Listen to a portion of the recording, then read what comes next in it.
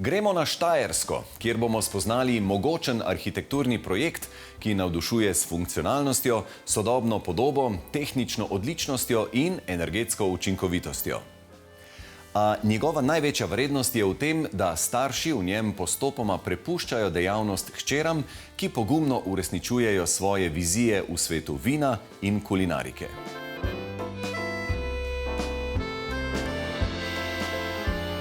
Smo na Kozjaku nad Pesnico, na vrhu vinorodnega griča s čudovitimi razgledi, kjer je nad staro vinsko kletjo nastala vabljiva nova stavba z obilico lesa, opeke, stekla in lokalnih kamnin. Mihaela, povejte mi kaj o tradiciji, o vaši tradiciji vinogradništva tukaj. Ja, v bistvu je za vse kriv moj dedek, kajti v bistvu zdaj smo že 3 generacije ženske, tiste, ki vodimo kmetijo. Torej, moja mama je prevzela po dedku, jaz po mami, Boštjana imava 3 hčere, tako da upam, da bo ta tradicija šla naprej. Ja, on je kupil posestvo od benediktincev, obdelujemo torej vinograde, do nedavnega smo imeli tudi bike, tako da zdaj torej imamo 2 vira dohodkov in seveda odhodkov, torej osnovna dejavnost, vinogradništvo, vinarstvo in pa dopolnilna, torej turizem na kmetiji. Tukaj je osnovni gradnik les. Kako to, da ste se odločili večinoma graditi z lesom? Dobro vprašanje, glede na to, da je osnova čisti beton, sama klet, ki je v površini nekje 600 kvadratov. Ko smo gradili klet, smo seveda pripravili, oziroma smo se planirali, da je možna nadgradnja, in v tem pogledu smo potem prišli do zaključka les, zaradi tega, ker je naraven material. Les nam omogoča praktično zelo enostavno prilagajanje. Ključna prednost pa je natančna izvedba. Iz načrta na papirni ali DVG obliki je pač potem tudi realizacija v milimeter natančna. Les je tisti, ki je tudi prijeten na dotik, na pogled in se človek dosti bolj domače počuti v okolici, ki je v lesu, kot pa, bom rekel, v AB konstrukciji. Pri rekonstrukciji so ohranili kletne prostore, zgornji del pa so arhitekti zasnovali povsem na novo. Namesto nekdanjega pritličnega objekta s 100 kvadratnimi metri je zrasla stavba, katere pritličje meri 500 kvadratnih metrov in vključuje restauracijo, kuhinjo ter destilarno, nadstropje pa obsega dodatnih 300 kvadratnih metrov. Vesna, Anja in Marko, kako ste si kot uigran trio porazdelili delo, da je tukaj potekalo vse gladko? Bila je ena zelo specifična situacija. Vsi trije smo zaposleni na Fakulteti za gradbeništvo, prometno inženirstvo in arhitekturo na Univerzi v Mariboru, kjer sodelujemo že vse skupaj skoraj 18 let na raznih projektih, ampak prvič smo tukaj sodelovali na konkretnem arhitekturnem projektu z čudovitimi lastniki in prišlo je do tega, da so želeli, da delamo na interjerju. Tako smo prišli do prvega sestanka, se pogovorili z njimi in kar hitro ugotovili, da smo na isti valovni dolžini in da bo verjetno naša ideja o interjeru prešla tudi na eksterjer. Lokalnost ne pomeni tukaj samo geografske pripadnosti, ampak se je kazala tudi pri izbiri materialov. Kako? Lokalnost se kaže že v smislu tega objekta, da je poudarek na vinu, ampak kar pa se tiče samih materialov, smo se odločali o nekih 2 osnovnih materialih, in sicer o lesu in pa opeki. Oba sta lokalnega izvora. Les smo izbrali kot osnovni in glavni konstrukcijski material, ker ima izjemno dobre tako konstrukcijske, kakor tudi gradbeno-fizikalne lastnosti. In nekako v kombinaciji z drugimi materiali potem nudi uporabniku vse, kar je potrebno. Sprva hiter proces izgradnje, natančnost, kasneje pa za samo bivanje izjemno dobro akustiko, zvočno izolativnost, uravnavanje neke termike in vlage. Tako da tukaj je les zagotovo material, ki je slovenski, avtohton. No, smo se pa tudi pogovarjali veliko o tem, kako izbrati še en drug naravni material, ki izvira iz nekih naših krajev. In tukaj smo pa se odločili za sodobno interpretacijo opeke. Se pravi, kot dodatek k lesu smo navdih v bistvu črpali pri izbiri materialov in neke osnovne dekorativne barvne sheme v samem okolišu, v raznolikem vinogradniškem okolju in pa sami zemlji, se pravi raznoliki sestavi tal. V začetku projekta nam je hčerka lastnikov Lina priskrbela nabor lokalnih kamnin, ki so na zemlji prisotne, se pravi, to so lapor, peščenjak, skrilavec in apnenec, ki so bili neka osnova za tvorbo naše osnovne barvne lestvice, ki varira vse od nekih naravnih peščenih tonov do opečnatih. To zgodbo, se pravi lokalnih kamnin, smo prenesli tudi v interjer, kjer smo tla objekta, osrednjega prostora, ki se steče v bistvu proti terasi, pokrili s teracom, ki ga tvorijo te kamnine zemlje, iz katere objekt zraste. V celotnem projektu sta se harmonično uskladili moška in ženska energija. Za izvedbo so arhitekti sodelovali s strokovnjakom za montažno-skeletno gradnjo Friderikom Kagarjem, ki je zagotovil inženirsko natančnost lesenega prefabriciranega sistema. Arhitekt Marko je prevzel koordinacijo projekta z družino Kopše, kar je bil poseben izziv, saj je moral uskladiti različne izrazite poklicne profile in osebne vizije.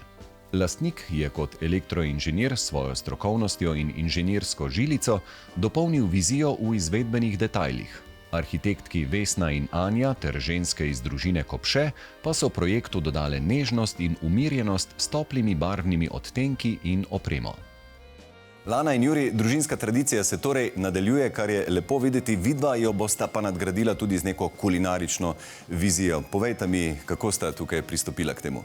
V bistvu mislim, da je začetek najlepši. V bistvu so se spoznala v samem kulinaričnem objektu, tam začela svojo ljubezensko zgodbo. Potem skupaj sanjala o neki, kako bi rekla, bodoči restauraciji, bodoči skupni prihodnosti. Potem pa nam je bilo to v bistvu, kako bi rekla, dano v roke. Juri je kuhar, on bo torej ustvarjal, a jaz pa bom torej samo neka desna roka, ki bo to vse skupaj povezala.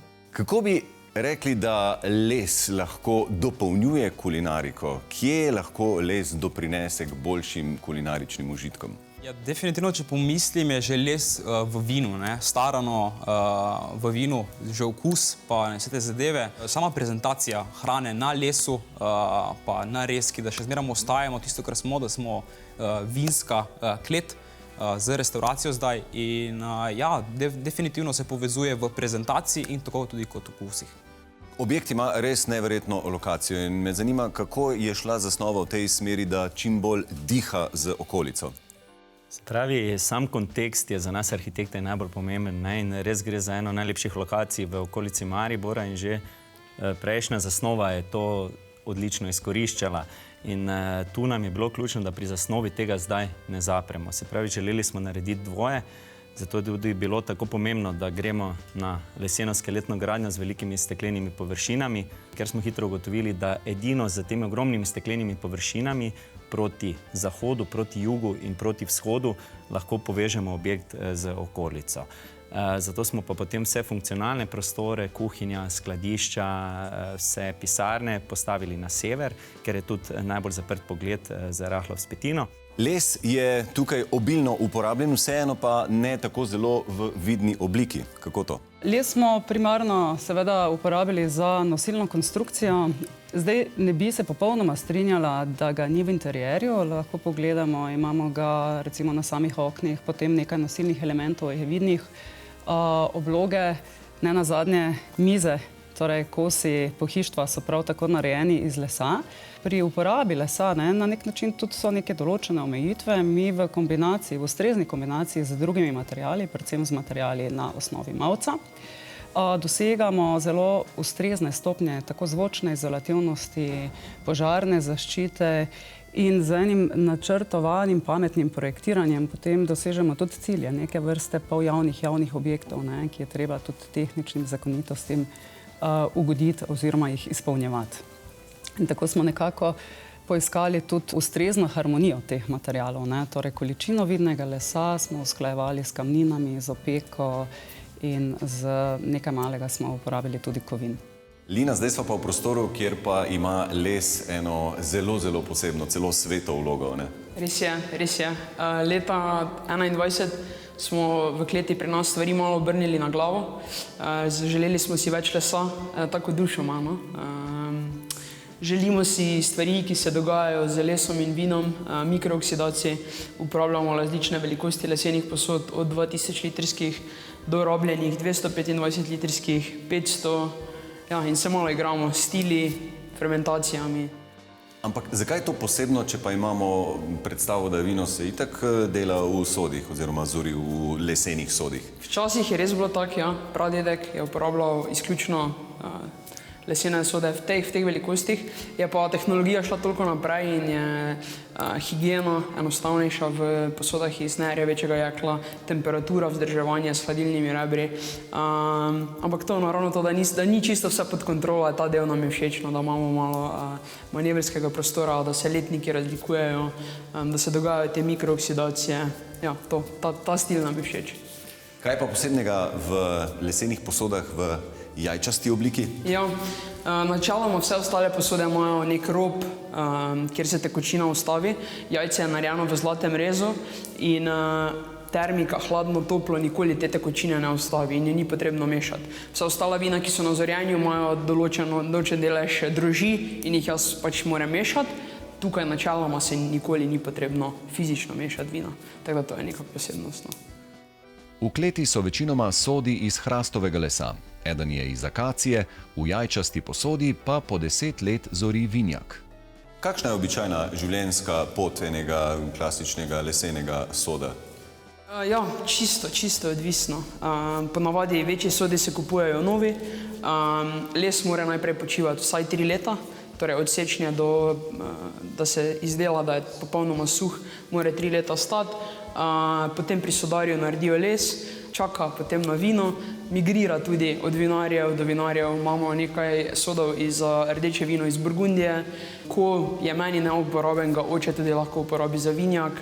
Potem še lahko gre kam drugam za kaki kis, tako da je kar dolgo življenjsko dobo ima. Če ne, pa ga za okras porabimo. Čisto končna faza. Ja, tako.